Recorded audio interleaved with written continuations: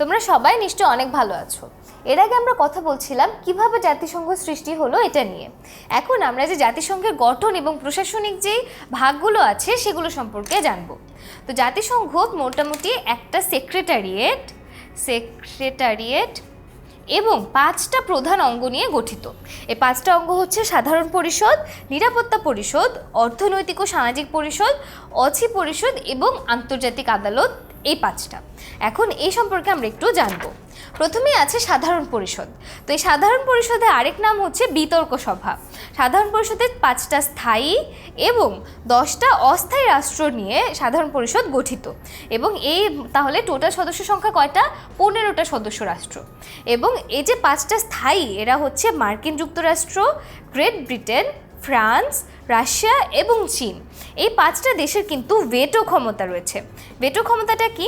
ধরো জাতিসংঘ সাধারণ পরিষদে একটা সিদ্ধান্ত নিল, এই 5টার কোনো একটা দেশ যদি সেই সিদ্ধান্তে ভেটো প্রদান করে তখন কিন্তু সেই সিদ্ধান্তটা আর নেওয়া হবে না। অর্থাৎ এই 5টা দেশের এই ভেটো ক্ষমতাটা রয়েছে। আর সাধারণ পরিষদই কিন্তু মোটামুটি জাতিসংঘের সকল সিদ্ধান্ত নিয়ে থাকে। এরপর রয়েছে নিরাপত্তা পরিষদ। নিরাপত্তা পরিষদ হচ্ছে জাতিসংঘের সবচেয়ে গুরুত্বপূর্ণ এবং কার্যকরী পরিষদ, এবং সেটা হচ্ছে জাতিসংঘের সকল দেশের নিরাপত্তা নিয়ে কাজ করে। এরপর রয়েছে অর্থনৈতিক এবং সামাজিক পরিষদ।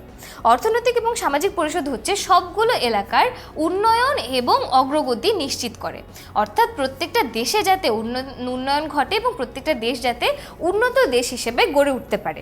আর অছি পরিষদ কাজ করে হচ্ছে বিশ্বের যেগুলো দেশ স্বাধীন হয়নি, এখনও স্বাধীন হয়নি এমন দেশগুলোর উন্নতির জন্য অছি পরিষদ কাজ করে থাকে। এবং এই অছি পরিষদের আরেকটা নাম কিন্তু আছে, এটা হচ্ছে তত্ত্বাবধায়ক একটা প্রতিষ্ঠান। আর এরপর রয়েছে আন্তর্জাতিক আদালত। এটা কি চিন্তা করে দেখো তো, ধরো তোমরা দুই বন্ধু মিলে ঝগড়াঝাটি করলে এবং আরেকটা বন্ধু সেটাকে মীমাংসা করে দিল।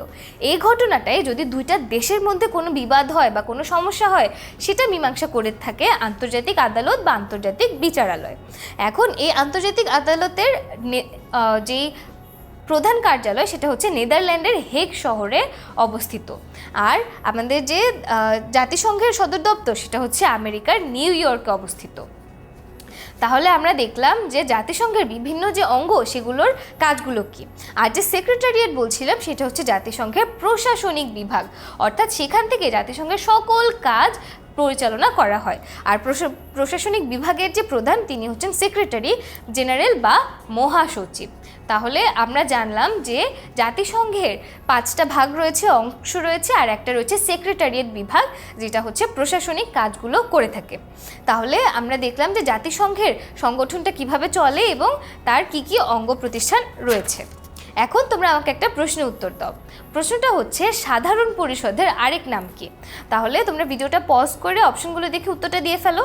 তাহলে আমরা জানি যে জাতিসংঘের সাধারণ পরিষদের আরেক নাম হচ্ছে বিতর্ক সভা। তাহলে আমরা এই ভিডিওতে জানলাম জাতিসংঘের যে গঠন, এর যে বিভিন্ন পরিষদগুলো আছে এবং সেক্রেটারিয়েট আছে এই সম্পর্কে।